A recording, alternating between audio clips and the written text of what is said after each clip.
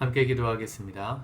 하나님 아버지, 또 주말을 맞이한 우리 성도들의 삶을 축복합니다.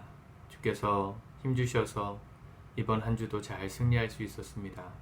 아버지 하나님, 주님의 은혜를 또다시 사모하는 마음으로 내일 주일을 준비하는 하루를 보내기를 원하오니 우리의 심령 가운데 함께 하시고 동행하여 주시옵소서. 예수님의 이름으로 기도합니다. 아멘. 우리 찬송가 312장 찬양하시겠습니다.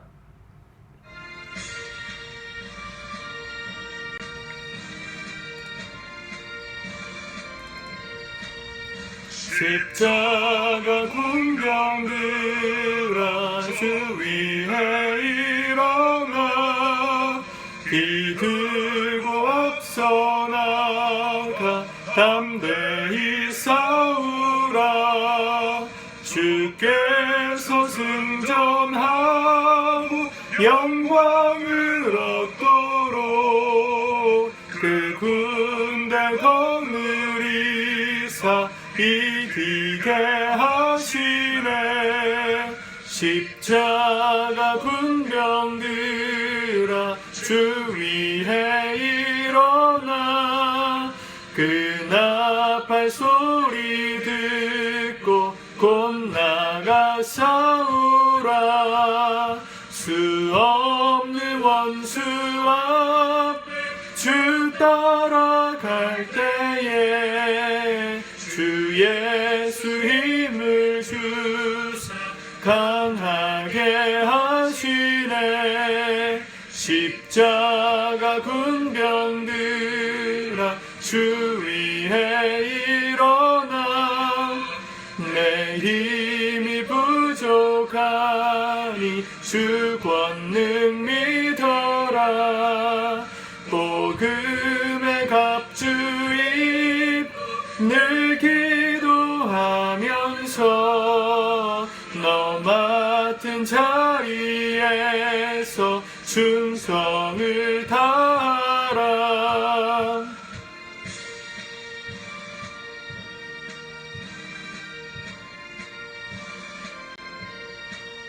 십자가 군병들아 주 위에 일어나 이날에 접전하고 곧게 가 부르라.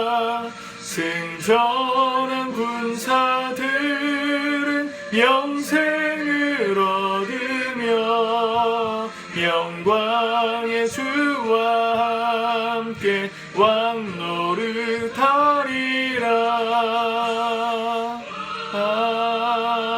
아멘.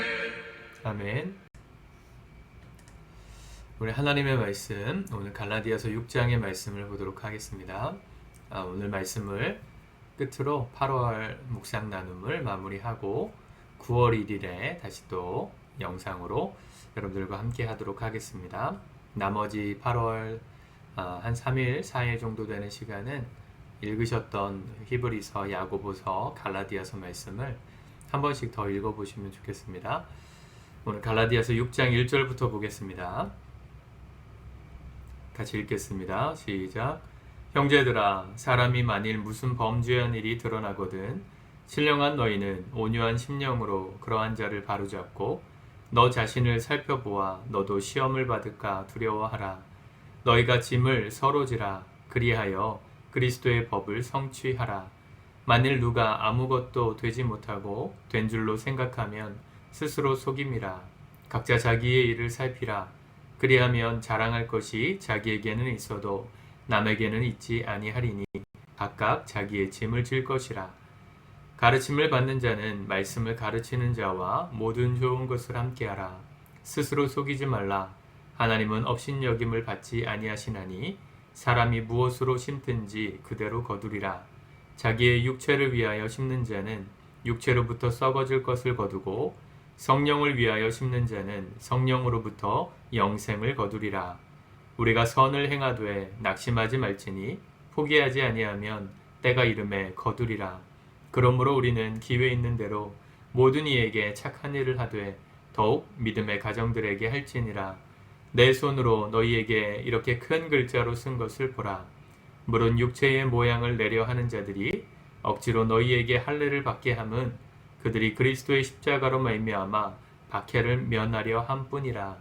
할례를 받는 그들이라도 스스로 율법은 지키지 아니하고 너희에게 할례를 받게 하려는 것은 그들이 너희의 육체로 자랑하려 함이라.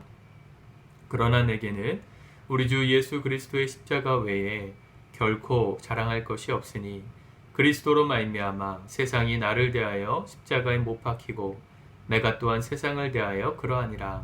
할례나 무할례가 아무것도 아니로되 오직 새로 지으심을 받은 것만이 중요하니라. 무릇 이 규례를 행하는 자에게와 하나님의 이스라엘에게 평강과 긍휼이 있을지어다. 이후로는 누구든지 나를 괴롭게 하지 말라. 내가 내 몸에 예수의 흔적을 지니고 있노라. 그럼 형제들아, 우리 주 예수 그리스도의 은혜가 너희 심령에 있을지어다. 아멘. 바울 서신의 특징 중에 한 가지는 항상 마지막 이 서신의 마지막 장은 실천적인 지침을 담고 있다는 것입니다. 초반부에서 또 이 편지에 진행되는 상황 속에서 이 교리, 하나님께서 기뻐하시는 원리를 배웠다면 그 원리를 어떻게 살 것인가에 대한 구체적인 적용이 항상 마지막에 나옵니다. 특별히 바울 서신의 마지막 이 적용 포인트의 핵심은 서로 돌아보는 것입니다. 믿음의 형제들과 서로 안부를 전하고 그들에게 사랑을 베풀고 그들을 섬겨주는 삶. 결국 우리의 영성이라는 것, 우리의 신앙의 수준이라는 것은 사람들과의 관계 속에서 열매를 맺는 것입니다. 아무리 나 혼자 예수님을 잘 믿고 아무리 내가 주님 앞에 기쁨의 사람이 되어도 주님은 우리가 주님하고의 관계가 깊어지기를 원하시지만 거기서 머무르기를 원하지 않으십니다. 일례로 베드로를 비롯한 3명의 제자가 예수님과 함께 변화산에 갔을 때 예수님이 놀라운 형체로 변화되셨잖아요. 그 모습을 보고 베드로가 그곳에 집을 짓고 삽시다 이렇게 얘기했을 때 뭐라 하셨습니까? 너희는 이 산을 내려가야 한다 그렇게 말씀하셨죠. 우리 스스로의 믿음을 잘 갖고 닿는 건 너무 중요합니다. 거기서부터 시작입니다. 그러나 그게 완성은 아닙니다. 내가 예수님을 잘 믿는 믿음이 있는 만큼 관계 가운데 열매를 맺기 위해 세상으로 사람들과의 관계하는 자리로 나아가셔야 합니다. 나는 성격이 좀 소심하고 또 누구와 말하는 것도 좀 불편하고 또 나랑 안 맞는 사람하고 대우하는 것도 쉽지 않다. 그러신 분이 계실 수 있습니다. 그러나 그걸 가지고 기도하셔야 합니다. 그러니까 나는 빠져도 되는 게 아니고 이 주님께서 우리에게 명령하신 이 복음은 나로 멈추고 끝나는 것이 아닙니다. 우리도 누군가를 통해서 복음을 전수받았듯이 우리를 통해 이 복음이 흘러가기를 힘써야 하는 것입니다. 살다 보면 그런 관계 속에서 불편함을 느끼는 이유 중에 한 가지는 내가 믿고 사랑하고 따랐던 사람들이 실망감을 줄 때이죠. 1절에 형제들아 사람이 만일 무슨 범죄한 일이 드러나거든 관계 속에서 문제가 있을 때 어떻게 해야 되는지에 대한 구체적인 말씀입니다. 신령한 너희는 온유한 심령으로 그러한 자를 바로잡고 대부분의 사람들 어떻게 됩니까? 실수한 사람이 나타나면 교회에 실수가 있으면 목회자의 허물이 드러나고 어떤 성도의 부실함이 드러났다. 그러면 어떻게 해요? 조용히 관계를 끊습니다. 조용히 친구 관계를 정리하죠. 나랑 마음이 맞지 않는다. 그러면 조용히 여러분들 할 수 있는 방법으로 떠나든가 관계를 끊든가 연락을 하지 않는다든가 오늘날은 그렇게 합니다. 그게 현대인들의 예의라고 생각합니다. 그냥 남한테 상관하지 않는 게 예의라고 생각하는 거예요. 그냥 하나님 믿는 사람들 그렇게 살면 안 됩니다. 그러한 자를 바로잡으라고 했어요. 근데 어떻게 바로잡습니까? 혼내면서 바로잡는 게 아니고 온유한 마음으로 정말 기도하는 마음이겠죠. 온유한 마음으로 그 사람을 바로잡는 일을 하는 것입니다. 근데 기억하세요. 어제 우리 갈라디아서 5장에서 이 온유는 성령의 열매입니다. 그죠? 온유한 마음. 온유하다는 말은 그냥 녹아지고 양보하고 그냥 약한 척 하는 게 아닙니다.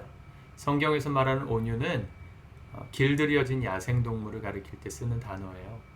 야생동물은 집에서 키우는 동물하고는 힘이 비교가 안 될 만큼 강하죠. 근데 그 강한 야생동물의 그 야성을 길들여 놓은 상태, 그게 온유함입니다. 얼마든지 그 사람들을 정죄할 수 있고 심판할 수 있고 혼낼 수 있지만, 그런 힘이 있지만 그 권세와 힘을 통제하는 거예요. 길들이는 마음으로, 훈련한 마음으로 하는 것이죠. 조조가 이 적토마를 타고 다니지 않습니까? 그 적토마를 나중에 관우에게 선물로 주는데, 이 적토마가 대표적인 야생말 중에 길들여진 야생말이었죠. 어마무시한 에너지로 길들여지고 나니까 전장에서 눈부신 활약을 하지 않습니까? 우리에게 그런 마음이 필요하다는 것입니다. 예수 믿는 사람들이 믿음이 좋아야 하는 이유는 이런 상황들과 사람들 앞에 흔들리지 않기 위해서예요. 약하지 않기 위해서. 강인한 믿음을 가지고 함께 잘 설 수 있도록 우리가 먼저 손 내밀어 나갈 수 있도록 우리가 훈련하는 것입니다. 대부분의 사람들은 그 사람에게 다가가고 싶어 하지도 않고 그런 피곤한 삶 살고 싶어 하지 않지만, 이게 그리스도의 사랑으로 함께 사는 길입니다. 저는 그런 의미에서 오늘날에 영적인 어른들이 많이 필요하다고 생각해요. 특별히 온유한 마음을 가진 어른들. 이 시대의 불행은 어른이 없다는 것입니다. 배울 만한 어른이 없다는 것도 비극이지만, 어른의 권위를 인정하지 않는 것도 비극이지만, 진짜 어른의 역할을 하셔야 될 분들조차 어른의 역할을 하기 싫어한다는 게 제일 큰 비극이라고 생각합니다. 어른은 뭡니까? 가르쳐주고 알려주는 거예요. 먼저 살아본 길에 대한 지혜를 가지고 어떻게 하면 다음 세대들이 더 지혜로운 길을 걸어갈 수 있게 할까, 그걸 고민하는 사람들입니다. 여러분, 그런 마음으로 그러한 사람들을 바로 잡되, 왜 오늘날 어른들이 싫어하는 거죠? 왜 어른들을 부담스러워 할까요? 그 사람만 가르치려고 하고 자기는 변하지 않으려고 하기 때문입니다. 그래서 성경은 언제나 함께 성장하기를 원하세요. 그러한 자를 바로잡고 너 자신을 살펴보아 너도 시험을 받을까 두려워하라. 진짜 어른은 자기 자신을 돌보면서 함께 남을 돌봐주는 사람입니다. 그 사람의 잘못만 지적하는 것은요, 삼척동자도 할 수 있어요. 신문 한 장만 읽어도 뭐가 옳고 그름인지 사람은 알죠. 비난하고 욕하고 화내고 훈계하는 것은 누구나 할 수 있습니다. 물론 그런 역할조차 안 하려고 하는 시대이지만 맘만 먹으면 할 수 있어요. 그런데 문제는 그러한 바른 말들이 왜 안 들릴까요? 다음 세대들에게 그 어른이 스스로의 삶을 돌아보는 모습을 보지 못하기 때문입니다. 자기는 안 변해요. 근데 우리 내 자식들은 변하길 원해요. 그럼 변하지 않습니다. 나는 안 바뀌는데 우리 자녀들은 이렇게 살았으면 좋겠어요. 그런 일이 일어나지 않습니다. 우리 부모의 책임은 뭐냐면 자녀들에게 좋은 어른이 되어주시는 거예요. 자기 자신을 잘 가꾸고 하나님께서 가르쳐 주신 말씀을 먼저 자신에게 적용해서, 믿음이 필요한 자리에 믿음을 쓰고 사랑을 필요한 자리에 사랑을 흘려보내는 모습을 실천하는 것을 통해 자녀들도 그런 삶을 사는 겁니다. 사랑하는 성도 여러분, 성경은 언제나 이렇게 관계 속에서 우리의 영성이 열매 맺기를 원하십니다. 그래서 성경 2절에 너희가 짐을 서로 지라 그랬습니다. 그것이 그리스도의 법을 성취하는 거라고 했어요. 교회가 그래서 중요한 곳입니다, 여러분. 그냥 함께 예배드리는 공동체로서의 의미가 교회 전부가 아니고요. 나와 만나게 하신 이 사람들, 피도 섞이지 않고 사실은 세상에서 어떤 좋아하는 코어가 맞아서 만난 사람들이 아니죠. 전혀 모르던 사람들이 한 공동체에 모여서 예배하게 된 의미는 뭐예요? 서로가 서로의 짐을 함께 지기 위해 만나게 하신 것입니다. 나보다 약한 사람들이 있어요. 때로는 그 사람들이 귀찮고 피곤하고 힘들고 언제 이 사람들 다 챙기고 내 삶을 언제 돌보나 하는 마음이 들지만, 그 사람들 한 사람 한 사람 붙들고 믿음으로 함께 서기를 힘쓰고 노력할 때, 기도하고 세워갈 때, 그때 우리의 영혼도 주님께서 기뻐하시는 성장이 일어나고, 그게 그리스도의 법을 성취하는 거라는 것이죠.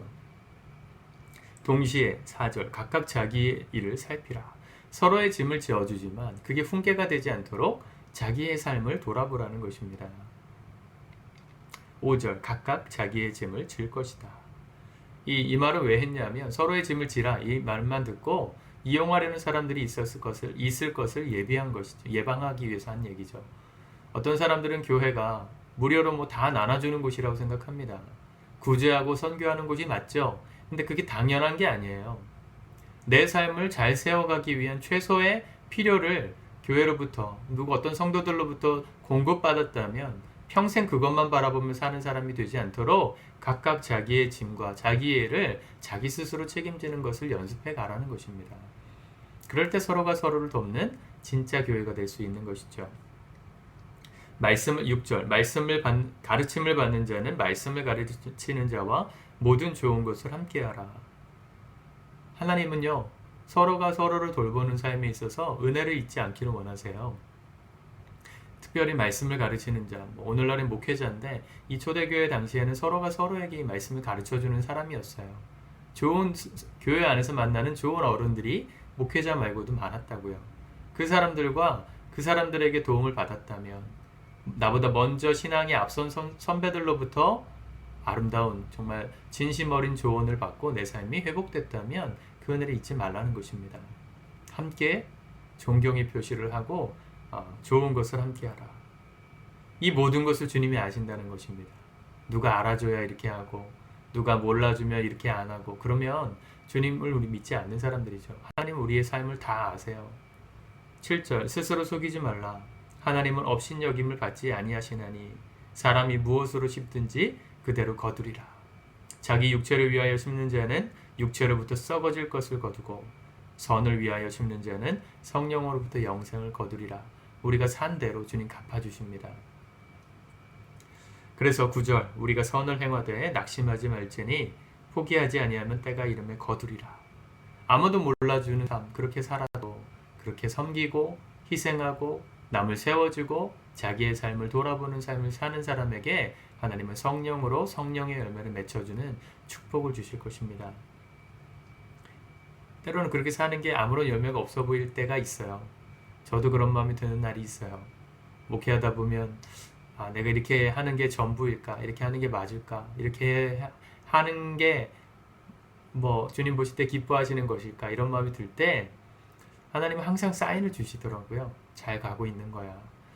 주님께서 기뻐하시는 일을 하고 있는 거야. 내가 원하는 목회를 내가 잘 감당해줘서 고맙다. 이런 하나님의 사인들을 주세요. 물론 실수할 때도 많지만 포기하지 않으면 열매를 맺게 하시는 분이십니다. 그러므로 10절 우리는 기회 있는 대로 모든 이에게 착한 일을 하되 이런 삶을 살되 특히 더욱 믿음의 가정들에게 할지니라. 이제 우리가 9월달부터 온라인으로라도 목장 모임을 다시 시작하려고 합니다. 여러분, 목장에서 만나는 사람들 의무적으로 만나는 사람들이고 그냥 숙제하듯이 만나는 사람들이라고 생각하면 피곤하고 힘듭니다.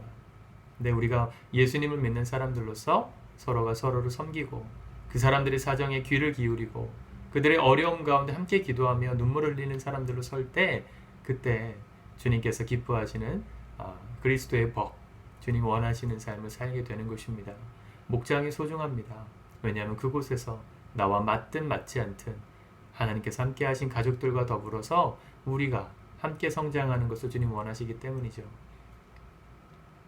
이의 가정들에게 더욱 이렇게 살아가는 이번 또 주말이 되실 수 있기 바랍니다. 여러분, 누가 나에게 먼저 연락을 주기를 기대하시기 전에 여러분들이 먼저 연락을 주십시오.